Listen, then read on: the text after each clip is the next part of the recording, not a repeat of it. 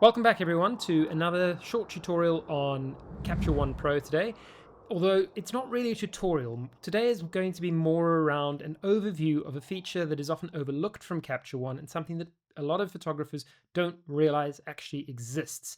That's plugins. If you're used to the Lightroom program from Adobe, you're aware of the fact that there's a number of round-trip plugins that you can use and that are pushed out and published for Lightroom so that you can use other application support, basically.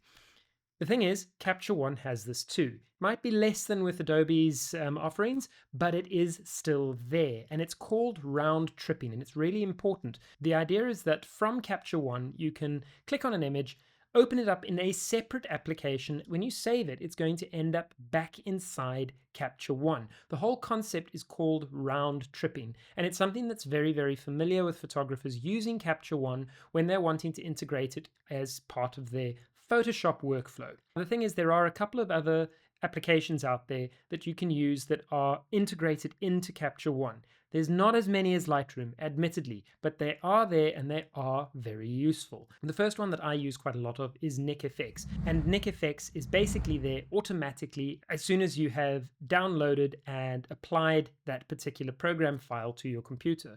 So if I am in Capture One, I can right click on an image and I can say edit with, and it will show me the round tripping applications that are there. So I could enter it into Color FX Pro 5, which is my favorite Nik Efex plugin, or I could go in and I can say Adobe Photoshop 2024. The idea is that when you press OK and you start it, it will always come up with a conversion from RAW file to TIFF file. You can choose your settings over here. So for instance, I would like it to go through as Adobe RGB, 300 pixels per inch, 100% size fixed, and then I would say edit variants and the image will open up in Photoshop. When I've finished working in Photoshop, I will then press save, and that image will then become available once more inside Capture One. That's what round tripping is all about. There are some caveats, some minor downsides to this. So for instance, with Capture One, you can't necessarily bring in a layered Photoshop document file into Capture One and be able to expect to continue working it. You can, however, bring in a layered TIFF file, and you can continue to work on it inside Capture One after you've worked on it in Photoshop. But what's really cool is that there are other applications out there that you can also round trip. And in particular, some of them have been designed to use Capture One as its native base.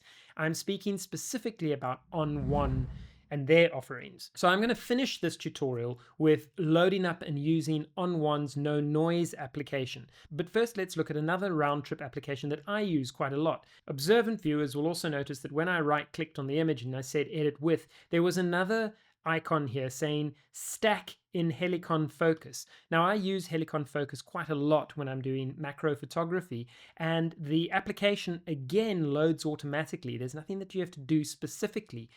But what happens is when I select a bunch of images and I say stack in Helicon focus, it will load those up as separate TIFF files inside Helicon focus and then create its rendered focus stacked image. But what's better is it doesn't necessarily save those TIFF files. They get put away at the end of it. Let's look at the process by which we can add an application to your plugin list inside Capture One.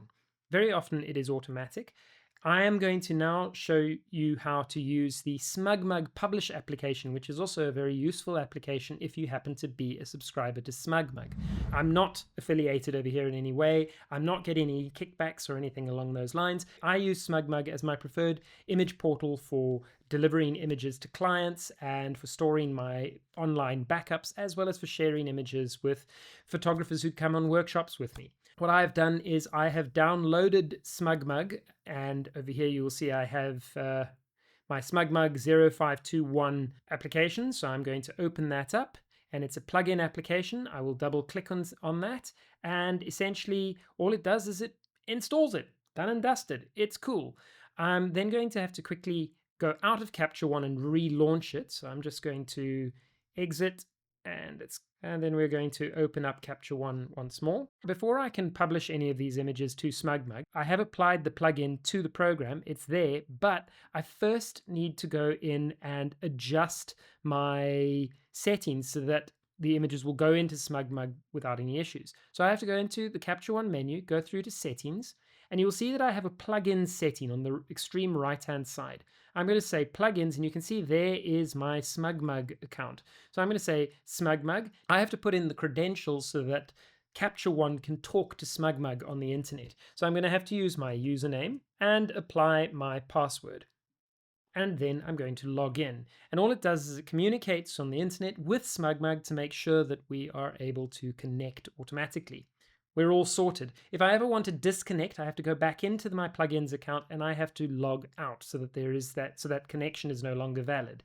Okay, cool. Now that we've got that in place, if I go through to my images and I'll say select these 3 photos, jump down to publish, so right click and hit publish, and you will see that I can now publish to Smugmug. The same settings appear so that I can change the color space by sharpening or the sizing of the images themselves. So essentially you are exporting your photographs, except rather than exporting to a hard drive, you're now exporting to the internet. So I'm going to say publish, and then a taskbar is going to come up at the bottom of the file once it's all rendered, and it's basically going to slowly export those and push them out to the internet.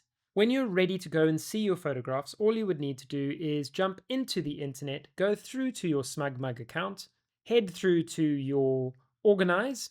If you haven't already logged in, you'd obviously have to log in, and you will find that you now have a gallery called Published from Capture One. Now, this is not a public gallery. The gallery is there, it's only for you to be able to see, but you can now take your photographs and you can shift them across into the various other galleries that you have for public consumption inside Smugmug. So this is a really easy way to be able to quickly publish your photographs from your Capture One session or catalog into the internet for either backup or for sharing images with other people.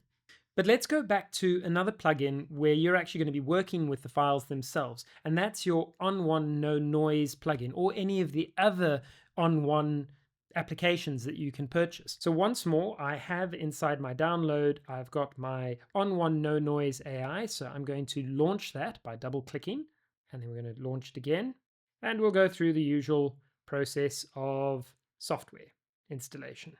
If you get stuck at any point with your installation, it's because you still have to switch off Capture One. So don't forget, whenever you're doing an installation of plugins, you are going to have to close. So we're going to quit our Capture One over here and then say try again, and then it'll finish its installation of your application.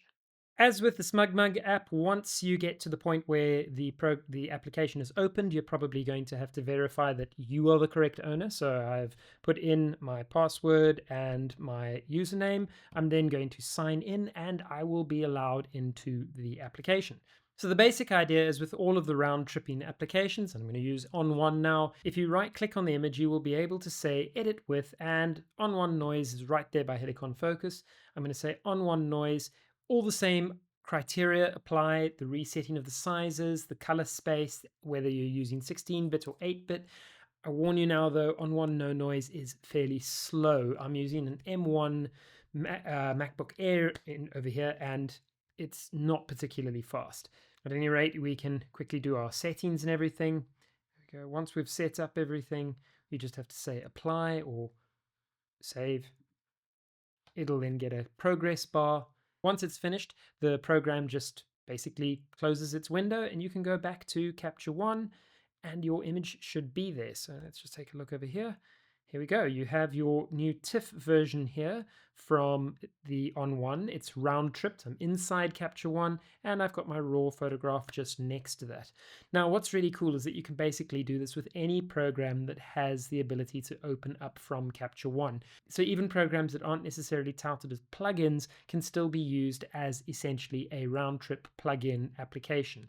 Photoshop, for instance, is actually not a plugin for Capture One. It's just treated like a plugin in the sense that it does give you round tripping. You can open up in Photoshop, and when you save it, saves back into Capture One. You can open up from Capture One, it'll then save back into Capture One. Although I have to admit that that is more likely to happen with sessions because a session doesn't require the image to be imported back into the program. It's one of the reasons I prefer sessions to catalogs. But as far as I know, it works in catalogs as well, so long as you've opened it up from Capture One and you've said edit with.